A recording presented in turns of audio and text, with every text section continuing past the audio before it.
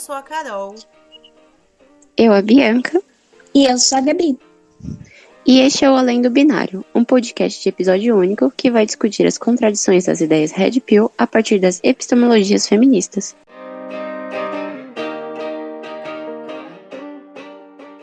A notícia da mestra em Teoria e História pela USP, Mariane Santana, chamada A Monetização da Misoginia, publicada na coluna TPM da revista Trip do site UOL, traz à tona comportamentos de desconfiança e desprezo por parte dos homens para com as mulheres, de forma a retratá-las como manipuladoras e não naturais, procurando moldar a mulher ao papel histórico de bela, recatada e do lar, com novas justificativas, como energia feminina e masculina.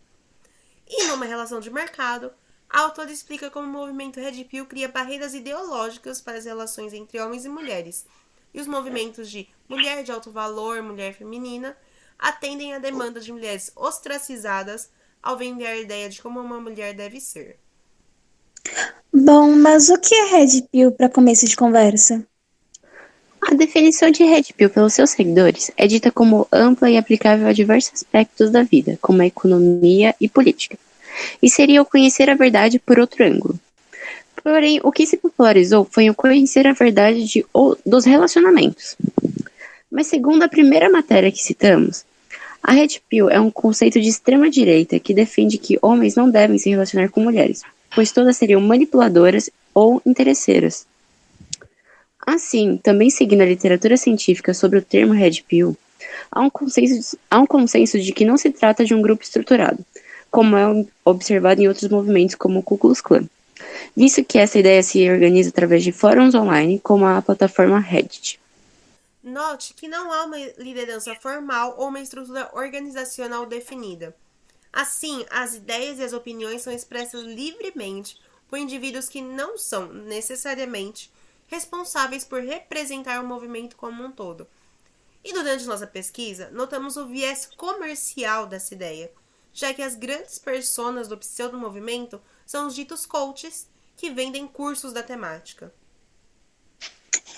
O movimento misógino apropriou-se e ressignificou os termos Red Pills e Blue Pill, retirados de uma das icônicas cenas do filme Matrix, de 1999.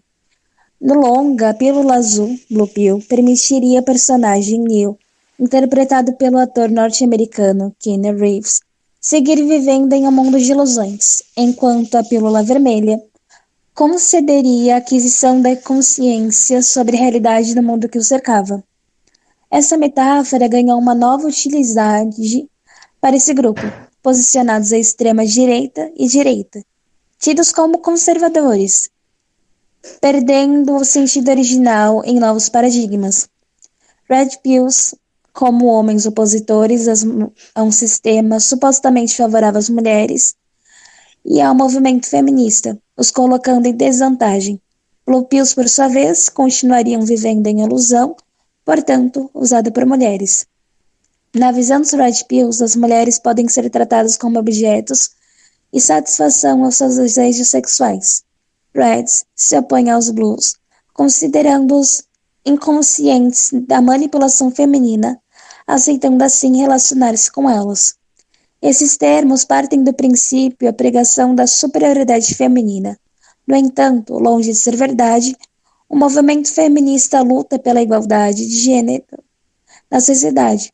Se o sistema beneficia mulheres, como se justifica a drástica diferença de oportunidade entre gêneros? Agora que já entendemos alguns conceitos, vamos abordar alguns argumentos utilizados no discurso Red Pill.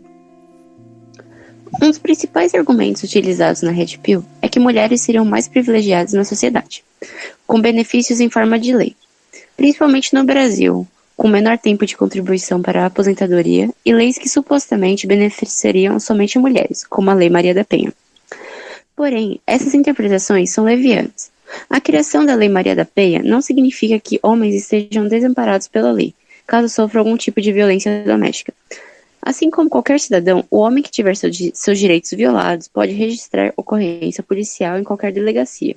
E pelo Código Penal brasileiro, a pena para uma mulher que agride fisicamente seu parceiro é a mesma prevista para um homem agressor. A diferença de tratamento para a concessão de aposentadorias entre homens e mulheres se baseia nos princípios de seletividade e distributividade previstos no artigo 194, inciso 3º da Constituição Federal. A explicação para essas diferenças deve considerar diversos fatores socioeconômicos da realidade de homens e mulheres no Brasil, principalmente em relação à situação de ambos os sexos no mercado de trabalho. A síntese de indicadores sociais de 2020 do IBGE elucida essas diferenças. O rendimento do trabalho de homens era 29% maior do que o de mulheres, e as mulheres sem ocupação dedicavam uma média de 24 horas por semana nas atividades domésticas, enquanto os homens dedicavam apenas 12 horas.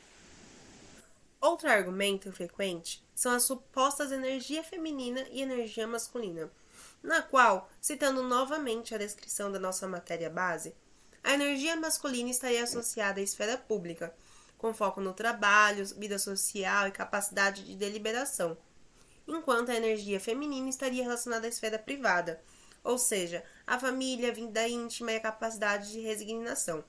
Fecha aspas. Nesse sentido, o Red Pill prega que mulheres com tal energia masculina teriam menor valor social. Porém, não existe nenhuma evidência científica que comprove tal teoria de energia. E uma atual tese de doutorado da Jessica Ainston, da Universidade de Lancaster, evidenciou que tais energias são interpretações rasas da psicologia neo-junguiana e de antigas mitologias gregas e indígenas. Um dos argumentos que sustenta o movimento Red Pill é o argumento religioso, pois o livro das leis para os cristãos, a Bíblia, remete a Deus como figura masculina, o homem ser escolhido e a mulher apenas como uma personagem secundária. Os fundamentos bíblicos sujeitam as estruturas sociais ao patriarcado, ultrapassados e interpretados em seu contexto de época e não abandonados, perpetuando até o momento. Para comprovar esse posicionamento, utilizam-se textos clássicos e machistas, como em 1 Timóteo 2, 11 e 12, que condena a prática da mulher ensinar.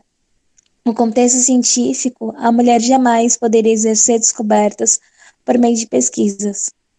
E toda essa estrutura se dá pela queda da humanidade no livro de Gênesis, com a criação da primeira mulher pela costela de Adão, para ser sua auxiliadora, sujeita a ele. Desde Eva aceitando comer o fruto proibido, o estigma da figura feminina como causadora de todos os males faz até hoje mulheres serem depreciadas emocional e fisicamente. As duas divisões do livro sagrado, Velho e Novo Testamento, são absolutamente cruéis e apenas com a figura feminina. Para o machismo, a tradicional herança histórica, social e cultural preza ao cuidado para o homem, o mantenedor das dádivas civis. E, embora tenham textos neste livro exaltando as mulheres, são mínimos e sempre acompanhados por filhos ou maridos. São raros os casos de uma mulher destacada por seus feitos, salvo uma personagem ou outra. Já um contraponto aos Red Pills são as pessoas intersexo. A ABRAE, Associação Brasileira Intersexo, define intersexo como pessoa cujo corpo varia do padrão culturalmente tido como masculino ou feminino, no que se refere à configuração dos cromossomos, à localização dos órgãos genitais e à coexistência de tecidos testiculares e de ovários.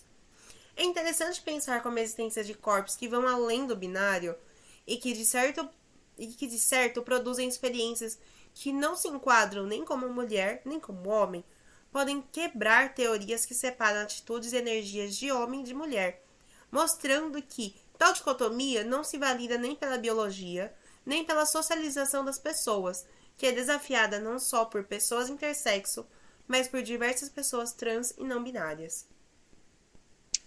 Agora, relacionando com a obra de Quijano, Colonialidade do Poder, Eurocentrismo e América Latina, podemos ver que a dita Red Pill não passa de mais uma ideia importada do norte global, visto que o start da ideia nas redes sociais é o movimento americano Men's Right, segundo o documentário The Red Pill. A partir do exposto por Capone, é possível observar comportamentos e características negacionistas do movimento Red Pill, como o uso de falsos experts, pois todo o disseminamento dessas teorias se dá na confecção dos coaches como figuras de autoridade no campo dos relacionamentos, o cherry picking, em que poucos artigos são escolhidos para justificar as falas do Red Pillars, e a criação de conspirações para criar mercado para as ideias misóginas do movimento. Como diz Anastasia